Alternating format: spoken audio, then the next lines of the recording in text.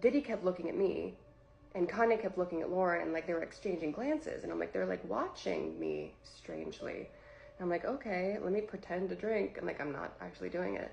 And like that seemed to like make them happy, like me like pretending to like join in. And immediately I'm like, there's something fucking in this drink. There's something in this drink. And I didn't know what to do. And I like, my manager was like across the room, but like close enough, but like not next to me, so I couldn't like whisper to her. But I wanted to tell her, I'm like, hey, don't fucking drink this. There's something wrong with this. But I couldn't. So I reach for my phone and I start to type, and Kanye takes the phone out of my hands and he's like, who are you texting? Like, you don't need to text anyone. Like, we're having a party. And I was like, okay. And he like puts it on one of the speakers. And I'm like, fuck. Now what do I do?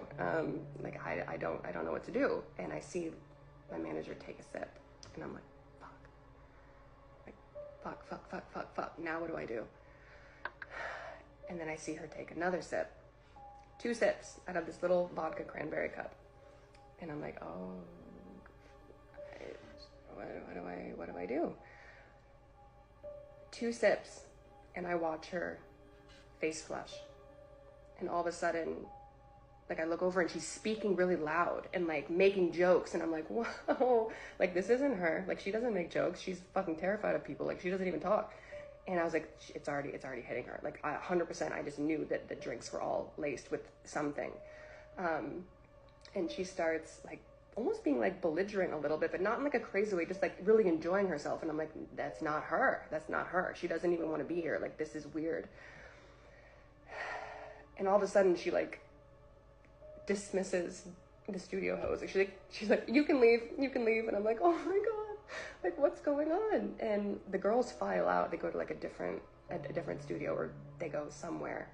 And I'm like, I have to do something. I have to do something. What do I do?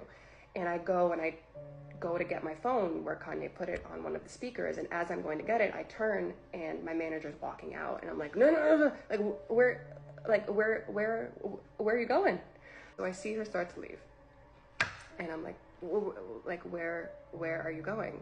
And she's like, it's fine. I'm just going to the bathroom. And I was like, no, stay. And she's like, it's right there. I'm just going to go to the bathroom. And I was like, okay. And she walks out. And all of a sudden, I realize that I'm in this studio. The music's low, the lights are dim, but you can still like see everything. And I realize that I'm in the studio with Diddy and Kanye, and they're both off their shit.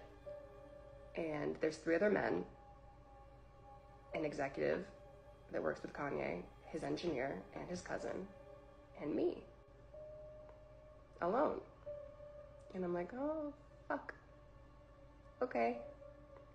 And I haven't started freaking out yet. Like, I know what the situation is. I know, I know this is a bad place to be in, but I don't really feel scared yet, you know? Like, cause I'm like, there's other people around. There's other men around, and I know them. Like, I've known them for a while. Like, nothing bad's gonna happen. And I'm standing there, and I realize that so this is like a pretty, like, sizable studio. There's, like, the glass doors, the couch there, a console, another console, the screen, all of that. But it's like, it's pretty big, but you can still see and talk to everyone easily. And I realize that I'm standing really close to the exit, and it's a glass door, and it opens in. And I'm standing pretty close to it. And I realize all of a sudden that Kanye and Diddy have realized that I'm the only girl in the room. And they're like fucked out of their minds. And they start coming towards me, and they're like, don't you want to take your clothes off? Like, it's so hot in here. And I'm like, no, fine. I'm fine like this. And they're like, come on, like, it's just us. Like, we're all just friends. Like, let us just, like, see, like, how you look. And I'm like, okay, I'm fine. And, like, I still haven't gotten scared yet, you know? Like, I'm still, like, this is a bad situation. I'm creeped out, but, like, there's no reason to panic. There's other men here. Yeah, so they're coming towards me, and I'm like, okay, this is fucked. I don't know where my manager is. I don't know where anyone is. And they're coming towards me more, and they're trying to, like, take my clothes off. And I'm like at that point where I'm like, this is not good, but I'm like still trying to like play it off. Just like, stop, you guys are fucking stupid. Like, get out of here. Like, don't touch me. Did this just freeze? Okay, so let me just get to the point.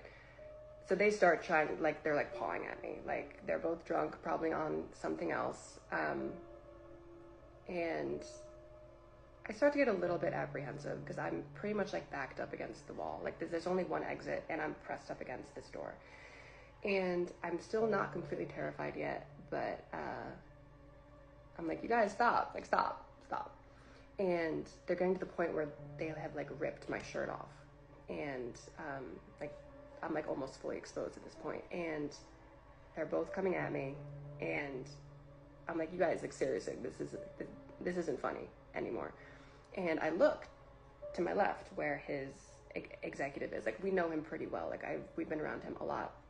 He's literally 3 feet away from me. Like, if I reached and he reached too, like we could touch. Like, he's that close.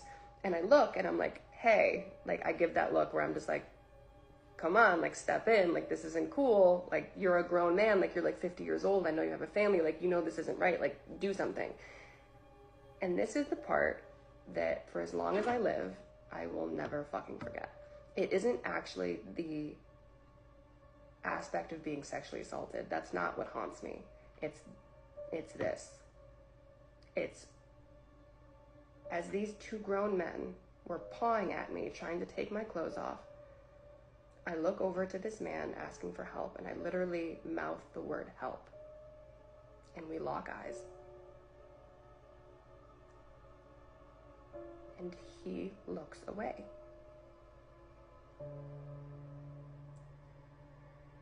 I'm like, okay, there's 2 more men in the room. And I look to his engineer next, who's sitting right next to him. And I know that he's married and he just had a little baby girl. And I'm like, okay, he's gonna do something.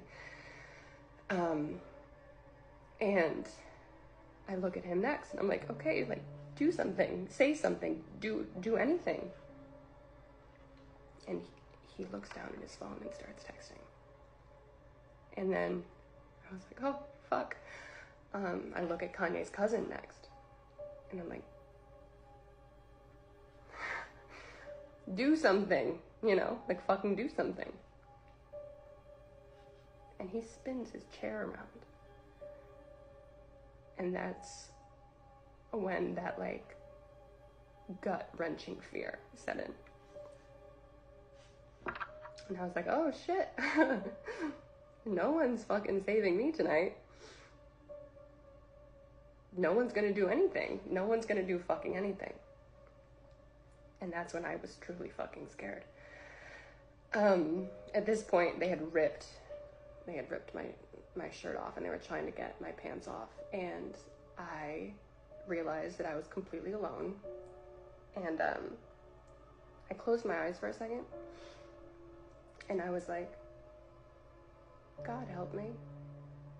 What do I do?